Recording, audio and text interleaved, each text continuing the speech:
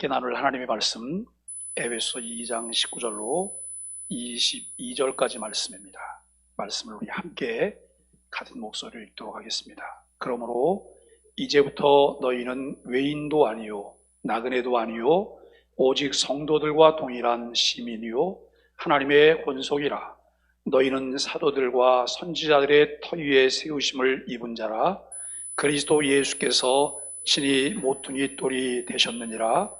그 안에서 건물마다 서로 연결하여 주 안에서 성전이 되어가고 너희도 성령 안에서 하나님이 거하실 처소가 되기 위하여 그리스도 예수 안에서 함께 지어져 가느니라. 아멘. 자, 이 시간에는 특별한 게스트를 한번 초청해 보았습니다. 누구냐면요, 제 딸인데요. 사실 함께 이렇게 놀면서 곡을 지은 자작곡 한 곡이 있습니다. 사실 싱글 앨범 작업을 지난주에 막 마치고 이제 믹싱을 하고 있어요. 이제 곧 다음 주 정도면 이제 세상에 음원이 나올 것 같은데요. 우리 심희서 양을 한번 무대로 초청하겠습니다. 자, 간단히 자기소개와 어떻게 또 곡을 만들게 되었는지 한번. 저는 심이 적어야 나이는 10살이에요. 제가 이 곡을 어떤 마음으로 작곡했냐면요. 이 곡을 작곡을 할 때 하나님이 이렇게 아름다운 세상을 주셨는데 이 아름다운 세상을 감사하면서 물어보면 대답하는 형식으로 한번 곡을 만들어 보았는데 아빠랑 곡을 만들어 보았는데 이 곡을 함께 들어주셨으면 좋겠습니다. 제목이 뭐죠? 누가 별을 놓았지? 누가 별을 놓았지? 네. 큰 박수로 시작해 보겠습니다.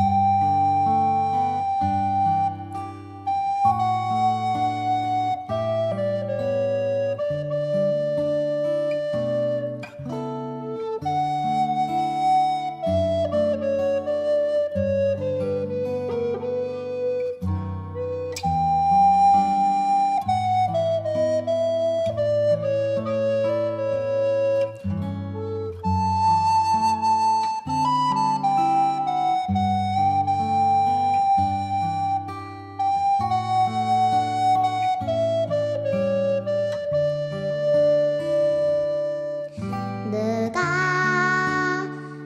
별을 놓았지? 누가 달을 놓았지? 누가 하늘을 놓고 누가 땅을 놓았지? 누가 새들에게 날개를 주고 누가 꽃들에게 향기를 주고 누가 세상 창조하였지? 그분은 바로 하나님.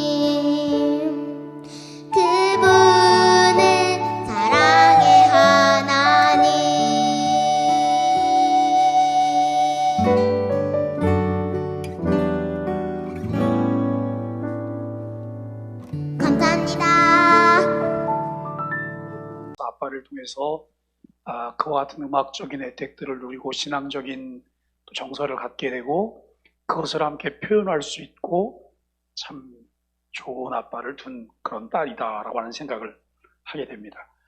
오늘 우리가 코로나 이후 오늘 세 번째 시간입니다. 관계적 교회를 세우기, 오늘 기초에 관한 내용들을 함께 말씀을 나누게 될 텐데, 교회를 세울 때 교회가 도대체 뭘까? 우리가 먼저 좀 전제해야 될 부분들은 이러한 부분들이죠. 교회는 교회당이 아니다라고 하는 거예요. 교회는 교회당이 아니다. 교회 그러면 이 예배당일까? 예배당을 교회라고 말하지 않는다 이 말이에요. 그러면 교회는 뭐가 교회예요? 뭐가 교회지요? 예배당이 교회가 아니면 도대체 뭐가 교회예요? 교회는 우리들이에요. 예수 그리스도를 주로 믿고 고백하는 우리들이 교회란 말이죠. 그런데 오늘 우리가 이 교회를 세우는데, 교회를 세울 때 필요한 것이 뭐냐면 설계도가 필요하고, 또 이 교회를 세우는데 설계도가 좀 부실하면 교회는 부실하게 지어질 수밖에 없다라고 하는 생각을 우리는 하게 됩니다. 제가 지금 3주째 이렇게 코로나 이후 관계적 교회에 관해서 말씀을 드리잖아요. 사실 저는 목회를 하면서 교회가 꼭 필요한 어떤 일을 진행할 때 그 참석한 분들을 아주 눈여겨봐요. 참석한 분들을. 왜냐하면 그래야지만 함께 정서를 나눌 수 있고 공감할 수 있고 그분들에게 그 다음에 어떤 일을 맡길 수가 있잖아요. 그러니까 이거는 굉장히 중요해요. 교회가 그냥 지나가듯이 어떤 일을 하려고 하면 아무나 맡기면 돼요. 아무나. 그런데 그것을 함께 공감하고 공유하지 못하면 그분이 아무리 유능한 사람일지라도 전혀 다른 것들을 만들어낼 수밖에 없어요. 그래서 이런 부분들에 대해서도 잘 우리가 함께 좀 공유하고 나눴으면 좋겠고, 그리고 굳이 이거를 영상을 만들어서 우리 그 중직자방에다가 제가 올리면서 이걸 보시라고 참석하지 못한 분들을 위한 사실 배려예요. 그런데 그분들이 얼마나 보셨나 이렇게 확인을 해보면 그다지 안 볼 거라고 생각해요. 왜냐면 관심이 별로 없으니까. 그런데 교회는 관심을 통해서 만들어져 가는 것이다라고 생각을 합니다. 우리가 여러분 교회가 교회당이 아니라면 교회 건축을 한다라고 말할 때 교회당을 건축하는 것과 교회를 건축하는 것은 다르죠. 그렇죠? 왜냐하면 교회당과 교회가 다른 거니까. 그렇죠? 우리가 교회를 건축해요. 그러면 교회당을 건축하는 거냐? 아니면 교회를 건축하는 거냐? 이런 부분들을 우리가 생각을 합니다. 여러분, 교회당은 벽돌로 져요. 요즘은 뭐 다른 건축 자재들 많이 쓰지만 흔히 우리가 교회당을 짓는다는 벽돌로 져요. 그런데 교회는 무엇으로 질까? 교회는 산돌로 지는 거예요. 교회는 산돌로 짓습니다. 구약시대 때 성전을 짓기 위해서는 기술이 탁월한 석공이 필요했는데 신약시대에는 죽은 돌들을 산돌로 만드는 직분자, 즉 유능하고 신실한 목회자가 필요한 것이죠. 돌을 다듬는 것도 보통 힘든 일이 아니지만 신자들을 살아있는 돌로 만들어서 교회를 세운다고 하는 것도 참 어려운 작업 중에 하나다라고 하는 것을 우리가 생각합니다. 우리가 성경에 보면 베드로와 바울은 교회를 종종 집에 비유를 해서 이야기를 했습니다. 그렇기 때문에 교회는 교회당이 아니지만 교회를 세우는 것과 교회를 건축하는 것 사이에 유사한 점이 존재하는데요. 교회당을 아무 생각 없이 무조건 세우면 안 되듯이 교회도 무조건 세울 수가 없다라고 하는 것입니다. 교회당을 제대로 세우기 위해서는 잘 작성된 설계도가 필요한데요. 또한 예수님께서 말씀하셨듯이 건축에 소용되는 비용도 정확하게 계산을 해야지만 건축을 잘 마무리할 수가 있다는 것입니다. 여러분, 교회도 마찬가지예요. 교회도 분명한 설계도에 따라서 세워져야 돼요. 설계도가 어떻게 나왔고 그 다음에 이제 어떤 목적을 가지고 또 무엇을 위해서 만들 것인지에 대한 이런 계산입니다. 오늘날 교회 개척을 하거나 작은 교회를 세우는 사람들이 실패하기도 해요. 요즘 한국에서 교회 개척하면 교회 생존율 10% 미만이라고 이야기를 해요. 많은 교회가 세워지지만 많은 교회가 문을 닫아요. 많은 교회가. 저는 개인이 교회를 개척해서는 안 된다고 생각해요. 개인이. 교회는 누가 개척을 해야 되냐면 교회가 교회를 개척해야 돼요.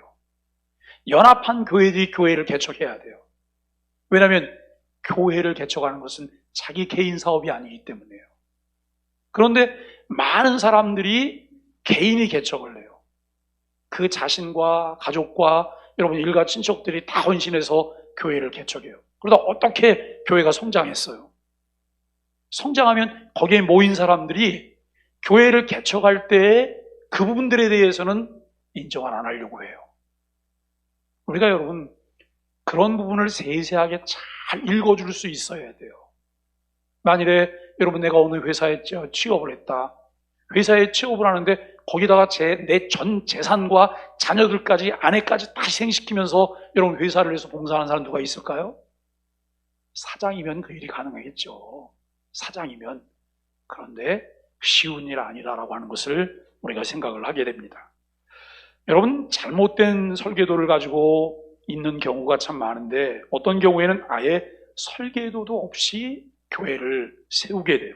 보통 말씀이 충만한 교회, 은혜가 넘치는 교회, 그리고 가족 같은 교회, 이런 여러분 교회를 세우려고 생각하는데 너무 막연해요. 너무 추상적이에요. 부실한 설계다라고 우리가 말할 수 있을 거예요. 교회를 시작하는 이들은 설계도보다 구체적으로 튼튼하게 이 설계도를 보다 튼튼하게 작성할 필요가 있다라고 하는 것을 생각하게 되어집니다. 사도신경을 우리가 고백하죠. 신앙 고백으로 사도신경을 고백해요. 이 사도신경, 신앙 고백, 사도신경을 통해서 우리는 거룩하고 보편적인 교회를 믿는다라고 말을 해요. 거룩하고 보편적인 교회를 믿는다. 이것은 교회를 세우는 데 있어서 가장 기본적인 설계도예요. 교회를 세운다? 교회를 설계한다? 기본적인 설계가 무엇이냐? 그것은 거룩하고 보편적인 교회를 믿는다라고 하는 이런 것인데요. 하지만 이런 설계도가 있는지도 모르는 경우가 많아요. 대부분의 교회 개척자들은 말만 거룩한 공교회를 믿는다고 하고 실제로는 거대하고 특별한 교회를 추구해요. 제가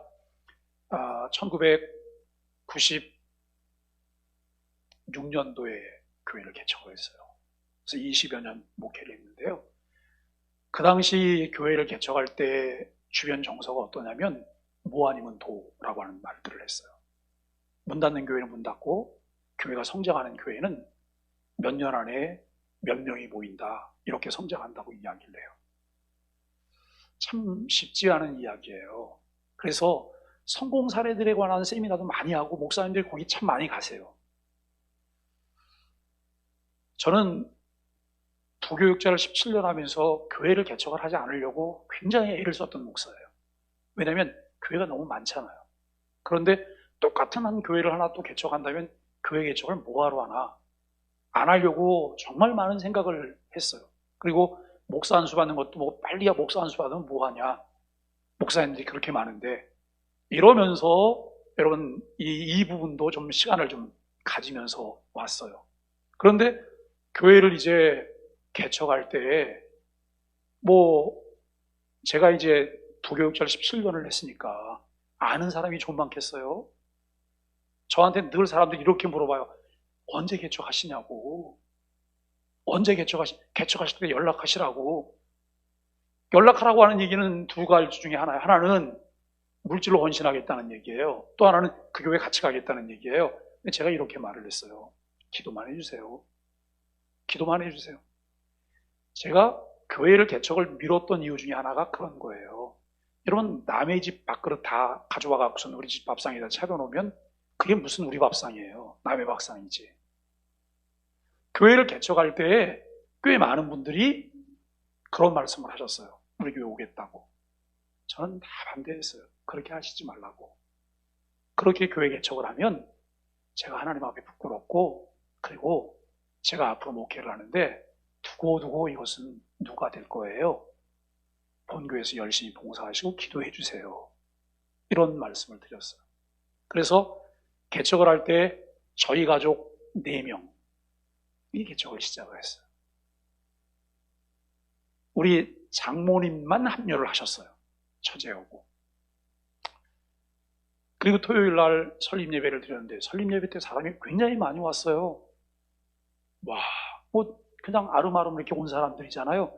그런데 설립 예배가 끝나고 나면 그 다음엔 현실인 거예요. 왜냐하면 그 다음 날부터는 우리끼리 예배를 드려야 되는 거잖아요. 그래서 토요일 날 설립 예배를 드리고 주일날 새벽에 새벽 기도를 가면서 그냥 제 집사람하고 저 둘이만 예배할 거라고 생각하고 나갔어요. 그 나가서 시간 되고 딱 일어났는데 저 뒤에 어떤 웬 모르는 분이 한 분 와서 앉아 계신, 누가 왔네? 그 예배를 드렸어요. 그분은 그리고 1년간 한 번도 얼굴을 본 적이 없어요. 1년간. 그런데 첫 예배에 낯선 분이 한 분 오셨고, 그 다음에 주일날 주일학교 예배 드리고 이제 11시 예배를 하는데 11시 예배 때 동네에서 누가 예배를 또 오셨어요.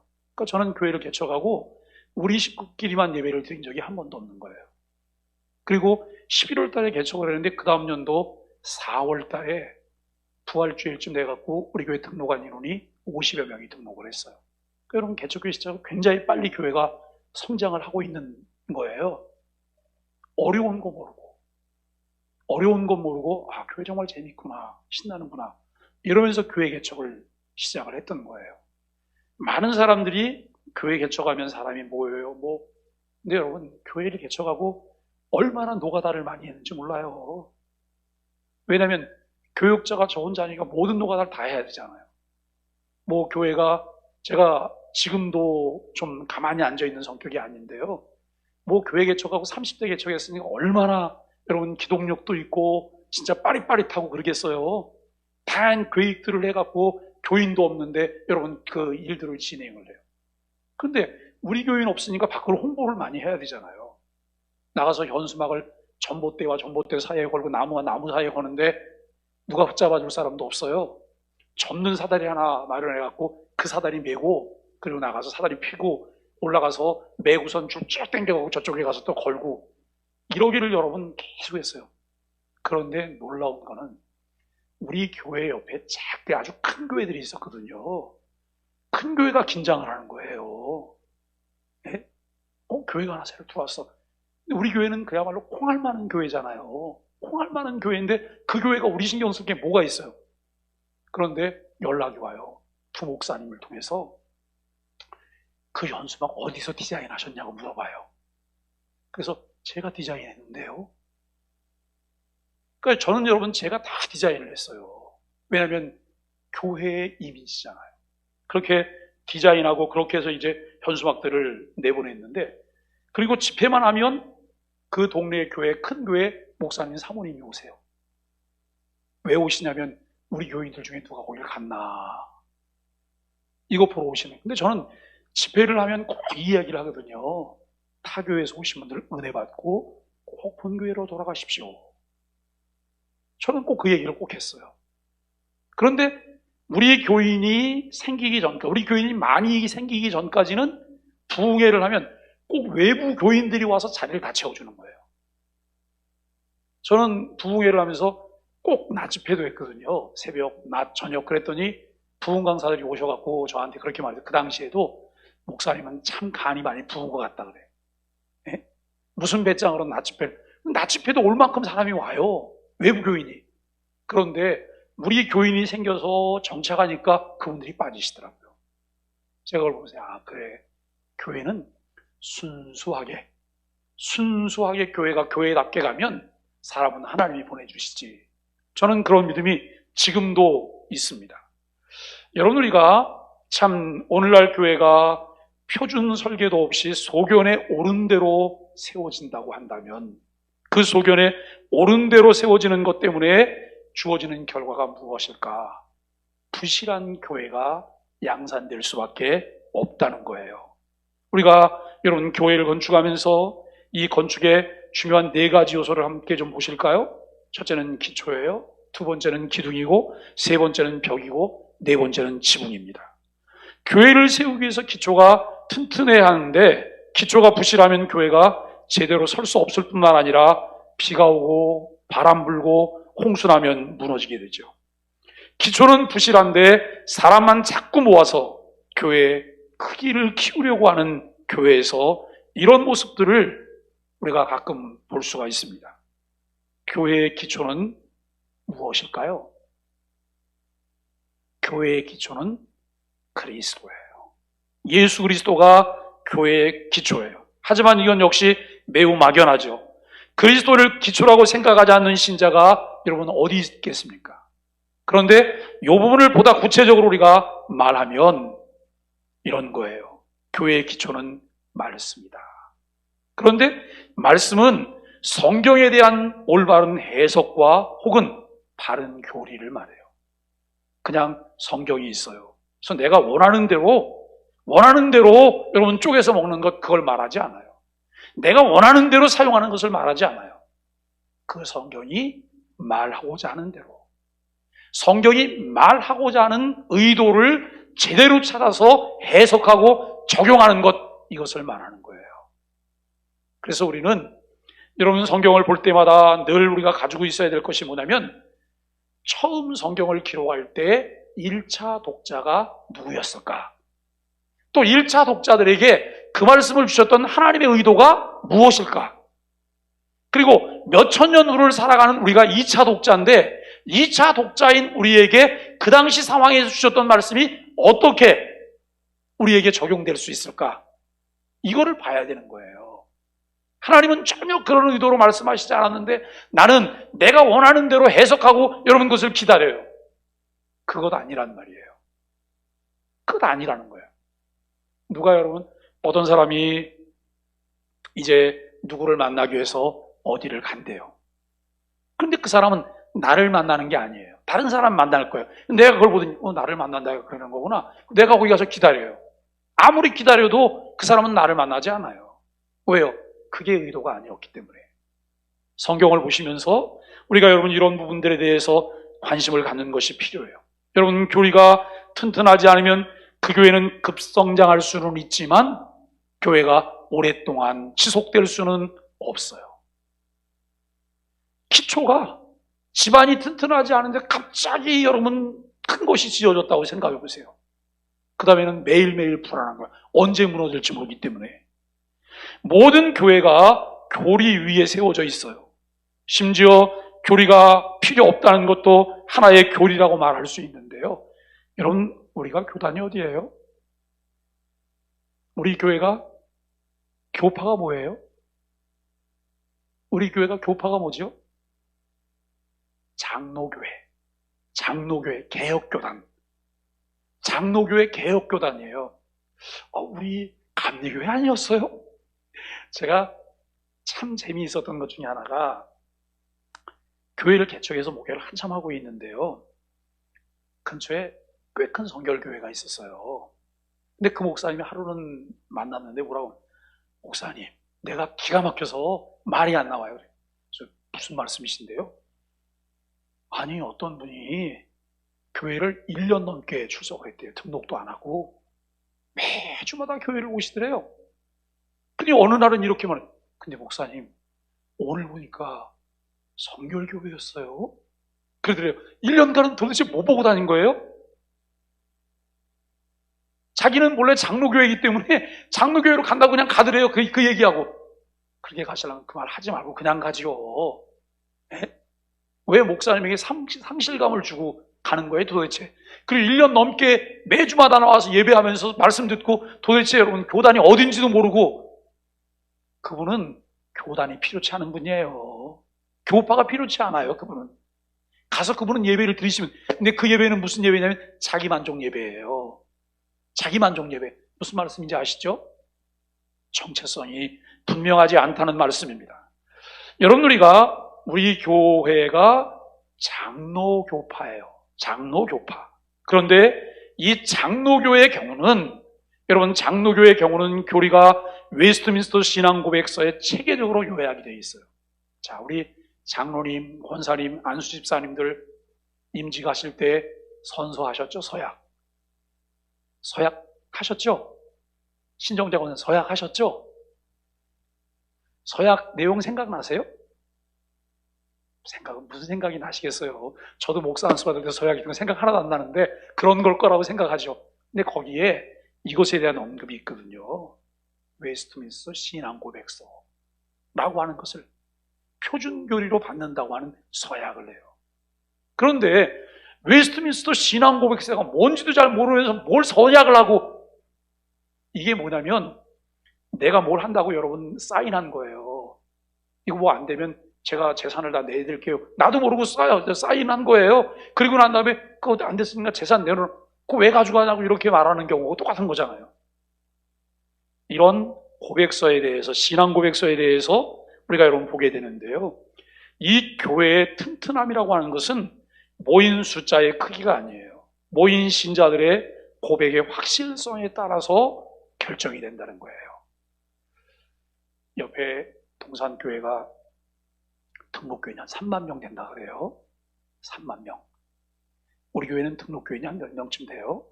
우리 교회 등록교인은 한 150명 정도쯤 돼요. 150명.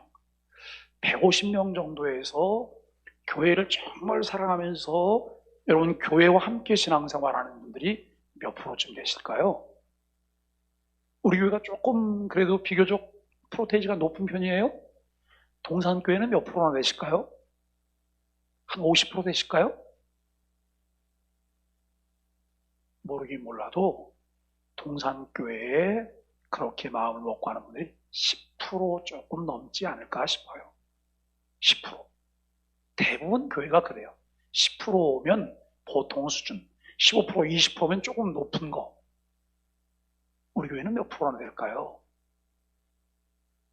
이번에 코로나19 상황에서 교회에 어떤 일이 벌어졌어요? 그러면 물불 안 가리고 여러분 뛰어와서 그 어려운 거를 진화하고 정리할 사람들은 누구실까요?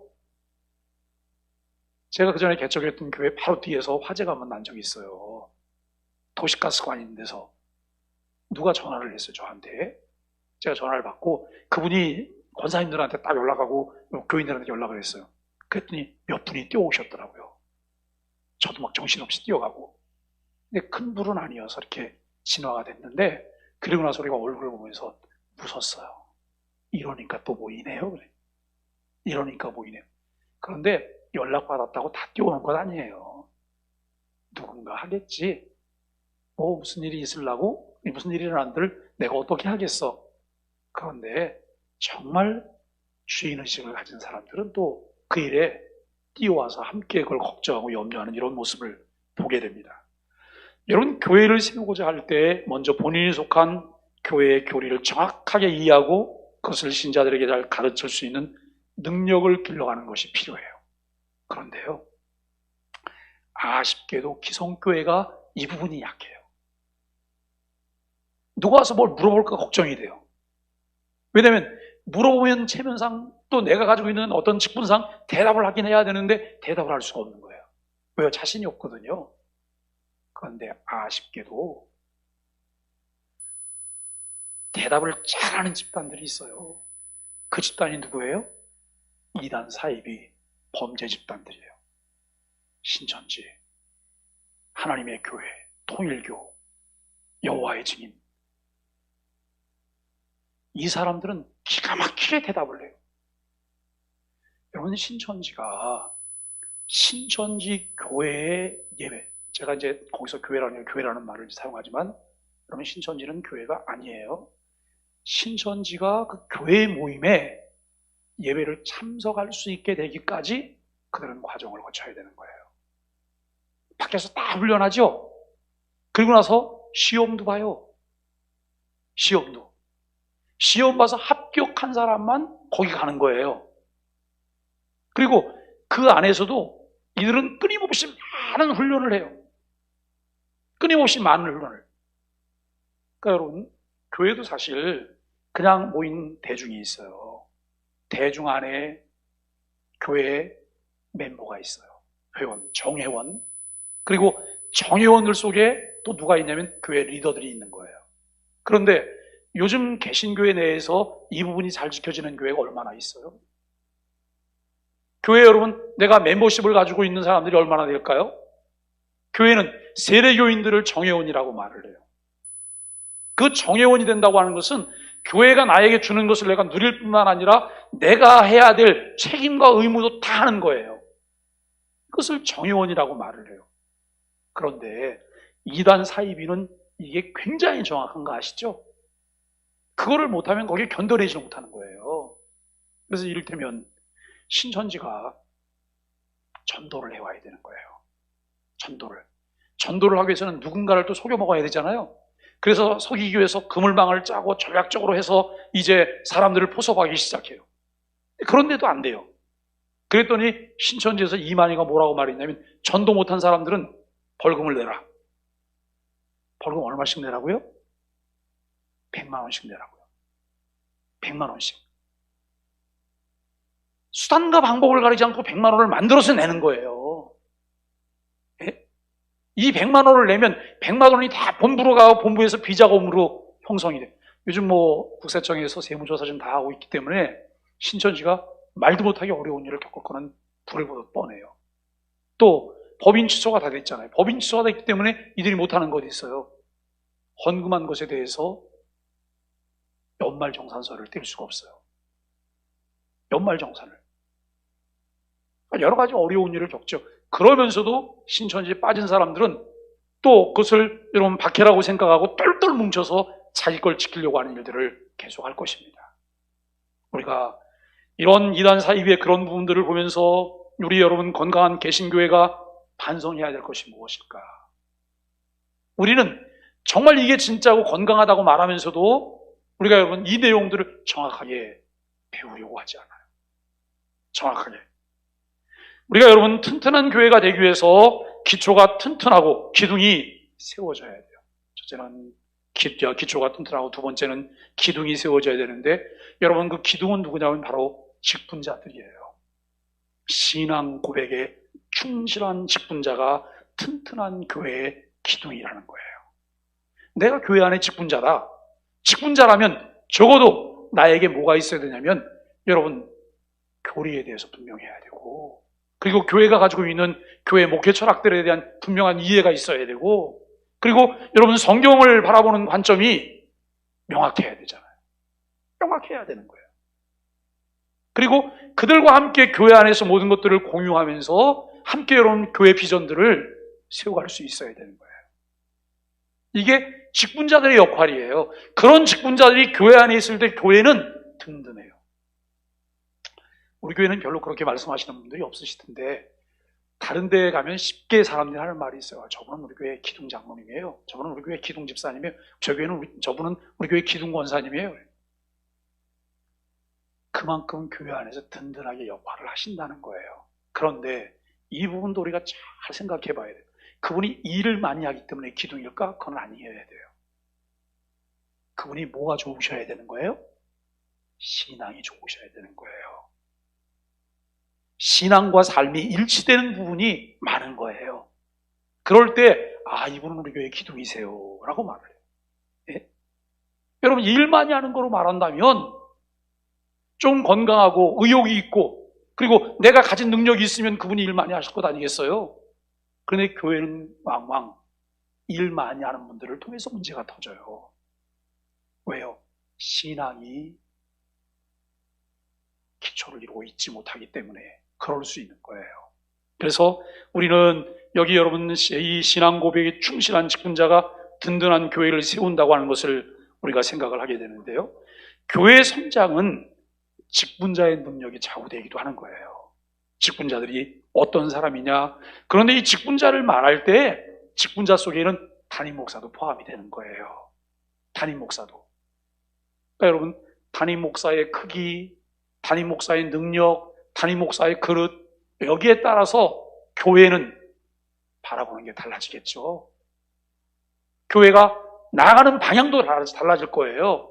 그리고 그 일에 함께 할 수 있는 조력자, 직분자들이 포진하고 있을 때 여러분 교회는 하나님의 역사를 이룰 수 있다고 하는 것을 우리는 알게 되어집니다. 그래서 교회를 세우고자 하는 여러분 참 이 목회자 그리고 교회 직분자들 우리의 필요한 역량을 키우는 거예요. 역량 강화를 자꾸 하지 않으면 우리는 교회가 고루하고 지루해져요. 그리고 사람 냄새만 자꾸 나게 되는 거예요. 사랑하는 여러분, 이 질문에 대해서 한번 대답을 해보시죠. 사진 잘 나왔죠? 정말 선명하게 잘 나왔죠?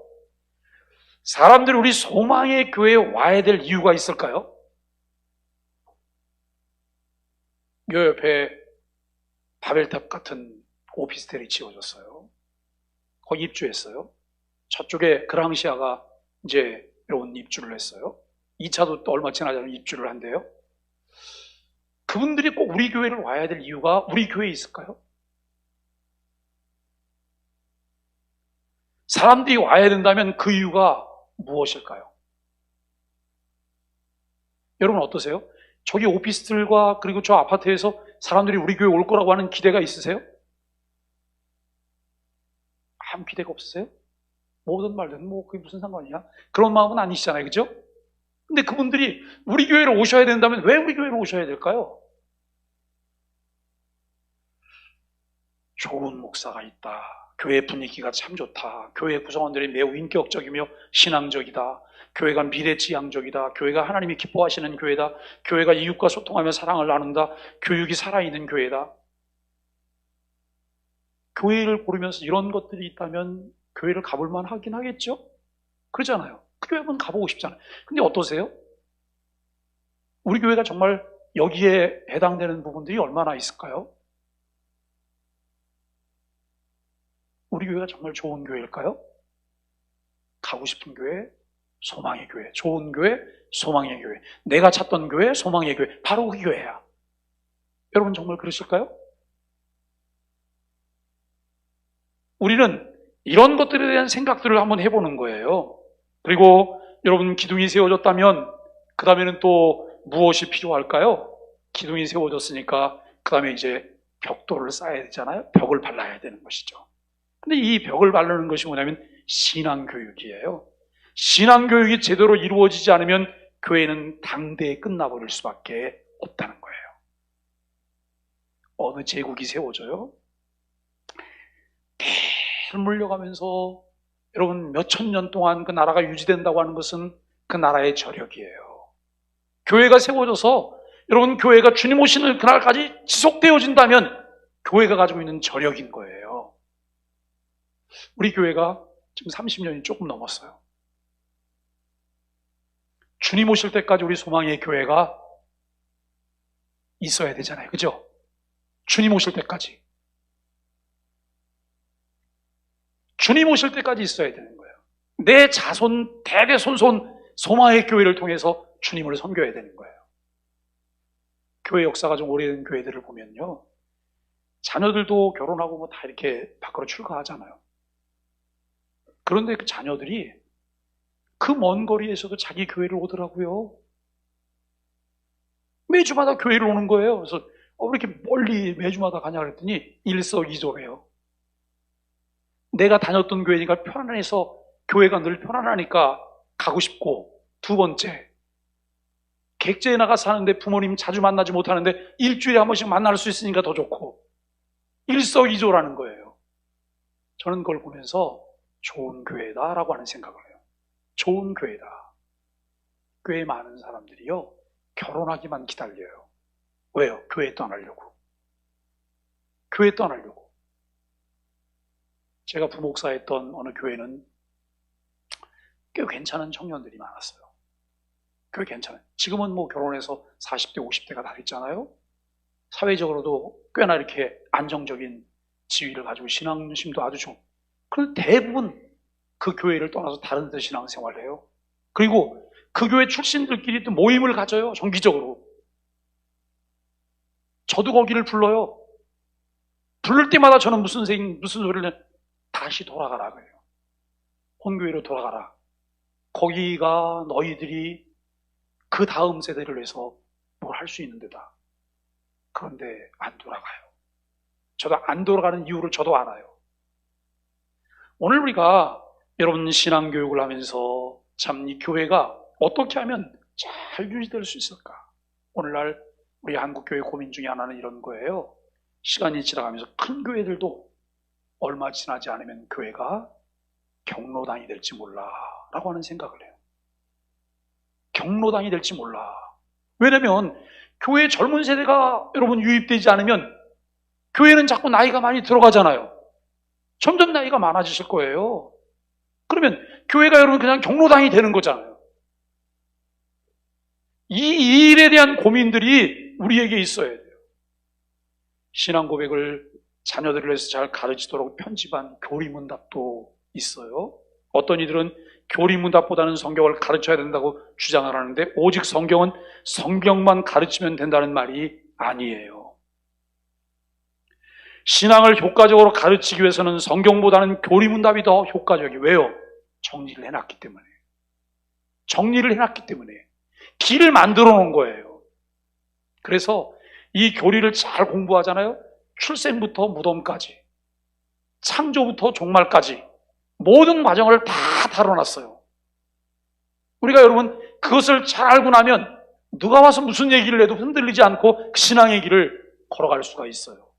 그런데 체계적으로 교리나 성경을 공부하지 않다 보면 어떤 본문은 설교를 일생 동안 1000번도 더 들어요. 어떤 본문은 한 번도 더 들어보지 못한 그런 본문들이 있어요. 우리가 여러분 그런 맹점도 우리가 보게 되는데요. 이 든든한 교회는 여러분 든든한 신앙 고백에 기초를 둔 이 직분자들이 교회 회원들에게 교리문답을 잘 가르칠 수 있는, 그래서 그들로 하여금 산돌이 되게 하는 하나님의 은혜가 우리에게 있어야 된다라고 하는 것입니다. 이제 여러분 벽이 만들어졌으면 마지막으로 필요한 것이 지붕을 만드는 거예요. 그런데 여기서 말하는 지붕은 뭘 필요하냐면 예배예요. 예배. 예배는 보통 교회의 얼굴이라 이렇게 말하기도 해요. 지붕은 멀리서도 보이는 특성을 가지고 있는데요. 새가족들이 교회 와서 가장 먼저 접하게 되는 것이 예배잖아요. 그죠? 그냥 예배 속에 쑥 들어오시는 거예요. 예배 속에 쑥 들어오시게 되는데 이 새가족들은 예배 시간에 그 교회의 모든 것을 다 판단하는 거예요. 아, 교회 분위기는 어떻고, 목사님은 어떻고, 성가대는 어떻고, 안내위원들은 어떻고, 여기는 음악이 어떻고, 이거 다 그냥 그 시간에 판단을 하는 거예요. 예배 시간에. 아쉽게도 여러분 오늘날 작은 교회는 예배 경쟁력에 있어서 큰 교회에 비해서 열세일 수밖에 없어요. 예배실의 시설도 그렇고 교회 음악적인 수준도 여러분 별로일 수 있어요. 그런데 교회 크기가 중요한 게 아니고 교회가 꼭 갖춰야 될 것이 있는데 그것이 뭐냐면 여러분 이것입니다. 예배가 예배되게 하는 것이 있는 경우는 예배 모범이에요. 우리 장로교는 예배 모범이 있어요. 예배 모범. 예배 모범에 따라서 선지자들과 사도들과 신앙의 선조들이 걸어왔던 그 길을 걸어가도록 우리에게 예배 모범을 가르치고 있는 거예요. 그래서 이 예배 모범에 따라서 예배가 예배되도록 하는 준비가 늘 필요한 거죠. 이것은 대단히 중요한 그런 부분이라고 하는 것입니다. 이제 여러분 지금까지 다 만들어졌어요? 그러면 그 다음에 뭐가 또 필요할까요? 또 필요한 것은 이런 부분이죠. 인테리어를 해야 되는 거예요. 밖에서 저를 아는 분들이 교회를 찾아오면 꼭 저한테 목사님 교회 구경 좀 시켜주세요. 예배당이요. 그러면 그분들이 이렇게 교회 굉장히 잘 졌어요. 그래요. 교회 굉장히 잘 졌어요. 정말 우리 교회 예쁜 이 예배실이잖아요. 그죠? 참 예쁜 예배실이에요. 너무 잘 졌어요. 인테리어 하나하나 하는 것에 대해서도 굉장히 신경을 써서 인테리어를 한 거예요. 그런데 여러분 이 교회의 건축을 말하면서 인테리어를 말할 때는 세례와 성찬을 말해요. 교회 건축이 마무리가 되고 외형이 잘 갖춰졌어요. 이제는 인테리어 신경을 써야 되는데 교회당에 들어가기 위해서는 현관문이 필요해요. 교회 회원이 되는 유일한 길이 있다면 무엇일까요? 어떻게 하면 교회 회원이 될 수 있어요? 세례받으면. 세례받으면 그 교회 회원이 되는 거예요. 중학교 2학년, 3학년도 여러분 세례를 받아요. 교회 정회원이에요. 정회원이기 때문에 그에게는 성찬에 참여할 수 있는 자격이 주어지고 그리고 여러분 교회가 공동회의 할 때 공동회의 회원이 될 수 있는 거예요. 이것이 성찬이 그만큼 중요해요. 여러분 튼튼한 교회는 세례를 튼튼하게 만들어야 되는데 오늘날 우리 한국 교회가 세례가 부실하기 짝이 없어요. 그 대표적인 예가 여러분 진중 세례예요. 군대에서 세례를 받잖아요, 그죠? 군대에서 세례 받고 나면 뭐 줘요? 콜라. 콜라. 여기 이제 훈련소 조교라서 근데 저기 콜라 주기 전에 초코파이 줬거든요. 초코파이 무슨 뭐 과자. 그리고 머릿수 채우려고 막 그냥 요즘 논산훈련소 교회 굉장히 크게 열었어요. 거기에 무수히 많은 사람들이 있어요. 그 사람들 다 여러분 세례 문답 다 할까요? 세례 문답하고 신앙 고백 듣고 확인하고 난 다음에 그리고 나서 여러분 세례를 베풀까요? 아니에요. 그래서 어떤 사람들은 이 세례에 대해서 아주 부정적인 사람도 있어요. 그런데 놀라운 것은요, 제가 아는 몇몇 사람들의 이야기예요. 목사님, 제가 군대에서 세례를 받았어요. 다시 받아야 될까요? 어떻게 다시 세례 받아야 될까요? 군대 받은 건 무효고 다시 받아야 된다고 하면 이게 재세례파가 되는 거예요. 다시 받을 필요 없어요. 성삼위 하나님으로 이름으로 세례를 받았으면 그 세례는 유효한 거예요. 그런데 그 세례를 받았던 사람들이 그걸 기억해내요. 내가 세례를 받았어요. 그리고 신앙생활을 제대로 하려고 하는 사람도 있어요. 그런데 우리가 이왕 할 거면 조금 더 내실 있게 세례를 하면 얼마나 좋을까. 유아 세례식 때에는 부모들의 신앙교육을 강화해야 되고 입교식 때에는 자녀들의 신앙교육을 철저하게 해야 되고 성인 세례를 위한 교육도 수준을 좀 더 높여야 되고 교회 문턱을 조금 높여서 새로운 회원을 받아들일 때에도 신중한 공적 절차가 필요하다라고 하는 거예요. 여러분 교회는 아무나 오게 하잖아요. 아무나 다 오셔야 되는 거예요. 그런데 그분이 그 교회의 정회원이 되는 과정들은 철저하게 해야 돼요. 이거를 잘하는 데가 있어요. 누가 잘해요? 가톨릭이요. 천주교회가 영세 받기 전에 세례교육을 6개월씩 해요. 6개월씩. 6개월을 잘 하고 나면 그 다음에 여러분 영세를 받는 거예요. 우리가 여러분 이런 것들은 교회가 배워야 돼요. 무조건 숫자 늘리고 여러분 교회 가서 외형적인 성장 이게 중요하지 않아요. 교회가 내실 있게 제대로 된 교회 회원을 만들어서 우리가 함께 신앙적인 나눔, 삶과 여러분 신앙이 일치되게 하는 이런 노력들이 교회에 필요하다라고 하는 것을 우리가 생각합니다. 현관문에 들어서면 교회 회원들을 위한 근사한 밥상이 차려져 있습니다. 식사란 단지 음식물을 입에 넣는 행위가 아니라 회원들의 교제를 상징해요. 사도신경에 따르면 여러분 거룩한 공교회는 성도가 서로 교제하는 곳이에요. 성도가 서로 교제하는 곳. 우리 지난 주말에 낚시를 갔는데 사실 정식 낚시를 못했어요. 바람이 불어서. 그런데 그 선장님이 그물을 건지러 가신다 해갖고 우리 4명이 쫄쫄 따라 나가서 배를 타고. 네, 그거 보면서 전도사님이 멀미약을 늦게 먹어갖고 얼굴이 좀 허해지더라고요. 야, 아웃이네. 그랬는데 그 아웃될 쯤에 멀미약 기운이 돌기 시작해갖고 이제 같이 이렇게 낚시를 했습니다만 저도 체면치레를 하느라고 고기를 2마리 잡았잖아요. 큰 고기는 또 제가 잡았잖아요. 근데 제가 가서 보면서 야, 참 어부하는 게 이렇게 어려운 거구나. 뭐 파도가 많이 치는 거예요. 그러니까 배가 별로 큰 배가 아니에요. 그 낚시 가는데 우리가 가족들하고 해서 9명 정도만 타는 배, 작은 배인 거예요. 배가 이렇게 막 되는 거예요. 네? 그리고 달려가면서 파도가 치니까 슉 가다가 툭툭툭 떨어지는 거예요. 그러니까 참 무섭지요. 그런데 그분들이 아무도 잡지 않고 거기서 일을 하세요. 그물을 끌어올리는 일을 부부가 다 하세요. 뭐 그물 끌어올릴 때는 남편이 힘이 세고 여러분 부인이 힘이 이것도 없어요. 똑같이 해야 되는 거예요. 제가 그걸 보면서 야, 쉬운 일이 하나도 없구나. 그래서 정말 대단하세요. 이렇게 일을 하시고 그랬더니 그분이 뭐라고 말해요? 이거는 아주 쉬운 거예요. 그래요. 아주 쉬운 일이래요. 그러면 더 어려운 일도 있을 것 아니겠어요. 그런데도 그분들이 계속 그걸 하세요. 저희가 이제 뭐 정식 낚시는 아니지만 가서 그물 걷는 동안 이렇게 낚싯바늘 이렇게 좀 내리고 그랬더니 선장님이 좀 안타까웠는지 다 끝나고 나면 고기 잡도록 한번 대주시겠대요. 그래서 가서 이렇게 잡았어요. 2마리씩. 예?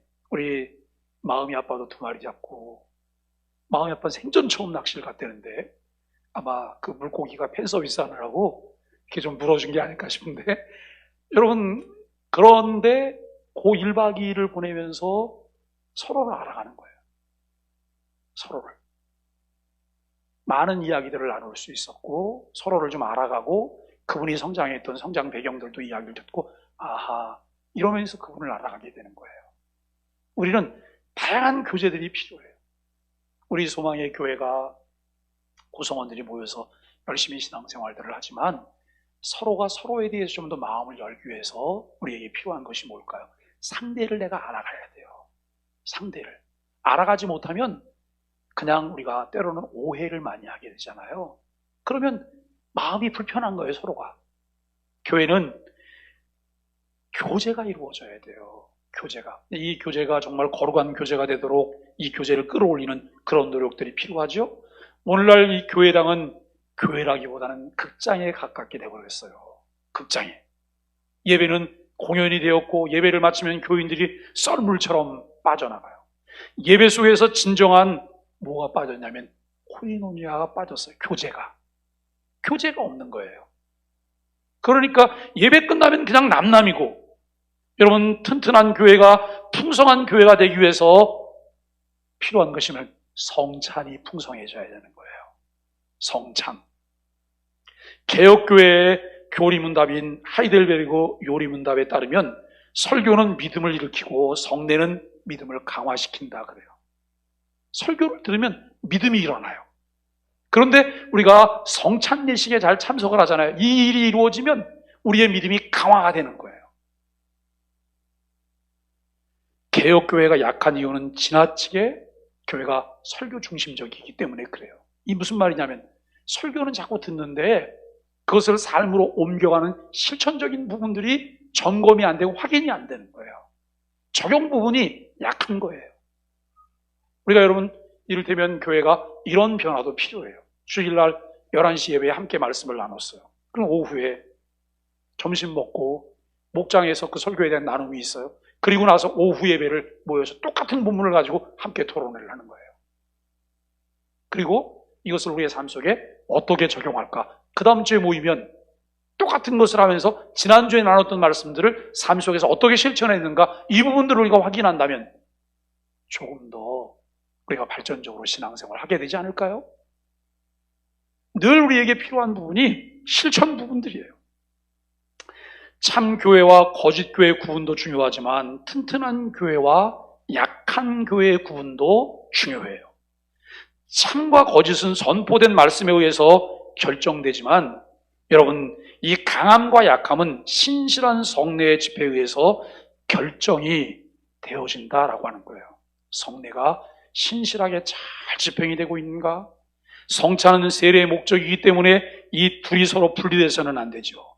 많은 이들이 작지만 건강한 교회를 꿈꿔요. 하지만 현실은 그렇지 않아요. 교회가 작다 그러면 교회가 부실하거나 힘이 없어요. 힘이 없어요. 그리고 때로는 교회가 병들었어요. 병든 이유는 처음부터 설계도가 잘못되었기 때문에 그럴 가능성이 많아요. 작지만 튼튼한 교회는 모든 요소들이 골고루 갖춰준 튼튼한 교회예요. 여러분, 설교가 좋다고 해서 튼튼한 교회가 되지 않아요. 민주적인 정관을 만들어서 운영한다고 해서 튼튼한 교회가 되는 것 아니에요. 재정만 투명하다고 해서 튼튼한 교회가 되는 것 아니에요. 여러분, 우리 교회의 정관을 보면 우리 교회 정관이 모범적으로 잘 만들어진 정관이에요. 모범적으로. 우리 교회 정관을 보면 아주 세밀하게 정관이 잘 돼 있어요. 그리고 우리가 여러분 매월 재정을 투명하게 공개를 하면서 진행을 하고 있잖아요. 이거는 교회가 튼튼한 교회의 한 요소인 거예요. 한 요소. 모든 것들이 잘 어우러져서 교회를 튼튼하게 만들 수가 있는데요. 건강한 교회의 중요한 요소는 뭐냐면 이런 거예요. 균형을 이루는 교회. 교회가 균형이 이루어져야 되고, 건강하고 바른 교회에 출석하고, 건강하고 여러분 바른 교회를 통해 다음 세대를 양육하고 지금부터 교회를 튼튼하게 만드는 일에 훨씬 더 많은 고민을 할 필요가 있다는 거예요. 더 나아가서 정말 바르게 하고 있는지를 스스로 성찰해야 된다는 거예요. 어떠세요? 우리가 여러분 나 말고 다음 세대, 나 말고 옆에 있는 다른 사람, 이렇게 파급되는 것에 대한 고민을 좀 해보세요. 우리 교회가, 내가 교회를 건강하게 세워서 다음 세대에게 건강한 교회를 넘겨줘야지, 내가 교회 생활을 잘해서 내 주변에 다른 사람들이 와서 교회를 통해서 하나님의 은혜를 더 많이 누리게 해야지. 어떤 사람들은 이렇게 말해요. 목사님 왜 그렇게 해요? 뼈 빠지게 내가 고생해서 뭐하러 남 좋은 일 시켜요? 이분은 신앙적이지 않아요. 신앙이 있다고 하면 늘 우리가 이렇게 말을 해야 돼요. 열심히 공부해서 남 주고, 열심히 돈 벌어서 남 주고, 좋은 교회 세워서 다른 사람과 함께하고. 우리가 여러분 좋은 것들은 다른 사람과 함께 나누려고 해야 돼요.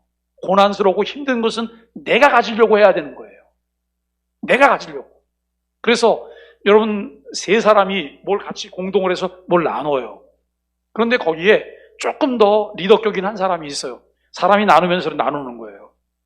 자, 내가 제일 어른이니까 내가 먼저 하나 가져요. 제일 좋은 거 하나 딱 골라 가졌어요. 그 다음에 본인이 골라주는 거예요. 자, 2번은 요걸 가지세요. 그리고 난 다음에 또 뭐라고 말하냐면, 자, 그리고 다시 1번인 내 걸 또 가져와요. 가져왔어요. 그리고 난 다음에 3번도 하나 가지세요. 그리고 또 내 걸 하나 가져와요. 그리고 여러분 2번도 하나 가지세요. 그리고 또 이러면 되나요, 안 되나요? 제가 이렇게 말씀드리는데 이 말이 무슨 말인지 혹시 모르는 분도 계신가요? 다른 사람은 순서에 따라서 하나씩 주는 동안 여러분 오고 가는 사이에 계속 나한테는 더 많이 오는 거예요. 그리고 내가 좋은 걸 먼저 가져요. 여러분 정말 괜찮은 리더는 뭘 선택을 해야 되잖아요. 그러면 항상 이렇게 말을 해야 돼요. 먼저 하세요. 아브라함이 했던 것처럼 내가 우하면 나는 좌할 것이고 내가 좌하면 나는 우할 거니까 내가 먼저 선택해라. 아브라함이 여러분 그렇게 양보하고 할 수 있었던 이유가 무엇일까요? 그는 조건에 의해서 자기가 잘 될 수 있다는 생각을 갖고 있지 않아요. 그 조건을 사용할 줄 아는 하나님에 의해서 무엇이 결정된다고 하는 믿음이 있었던 거예요. 그렇기 때문에 조건은 아무것도 아니에요. 더 좋아하는 것을 가지라고 말해요. 오늘 우리가 좋은 것은 양보, 덜 좋은 것은 내가, 여러분 누리는 것은 상대에게, 수고는 내가, 이런 마음들이 교회 안에 많아진다면 교회를 통해서 하나님의 은혜가 넘치게 될 것입니다. 여러분 교회를 세우고자 하는 사람들에게 필요한 것이 무엇일까요? 먼저 기초를 분명하게 인식하고 세워야 되는데 기초는 바른 교리예요. 교리에 따라 성경을 잘 설교하고 가르치는 것이 굉장히 중요하고, 배우고 확신하는 모든 일에 성도들이 여러분 거하게 될 때 살아있는 돌이 되고 영이신 하나님 아버지께 우리가 신령과 진리로 예배하게 돼요. 여러분 이와 같은 일들이 가능하게 되도록 하기 위해서 교회가 잘 준비된 회원들의 이 교회의 정회원이 되게 하는 일이 필요하고, 이 일을 가능하도록 하기 위해서 우리 주님은 세례와 성찬을 주셨어요. 이것이 교회의 본질적인 일이에요. 말씀을 정리하면서 교회 회원으로서의 기본적인 역량을 잘 키워야 돼요. 그들 중에 교회를 바르게 세우기 위해서 섬기는 직분자를 세워야 돼요. 그들로 리더가 되게 해야 돼요. 명목상 리더는 교회를 망가뜨려요. 명목상 리더는 교회를 망가뜨리는 거예요. 실제적인 리더가 돼야 돼요. 헌신할 수 있는 리더가 돼야 되고, 앞장서는 리더가 돼야 되고, 함께 정서를 공유하고 여러분 교회의 모든 상황들을 함께 살필 수 있는 리더가 돼야 되는 거예요. 우리가 코로나를 보내면서 사람들 마음 가운데 교회가 없어질지도 몰라라고 하는 생각을 갖게 되는 사람들이 있어요. 사랑하는 여러분, 교회는 폐물이 아니잖아요. 액세서리가 아니에요. 귀걸이 하고 싶으면 귀걸이 하고, 어느 날은 그냥 불필요하니까 떼놓고, 또 다른 걸로 골라갖고 이렇게 하고, 이게 아니거든요. 신앙은 우리의 생명이잖아요. 교회도 우리의 생명이잖아요.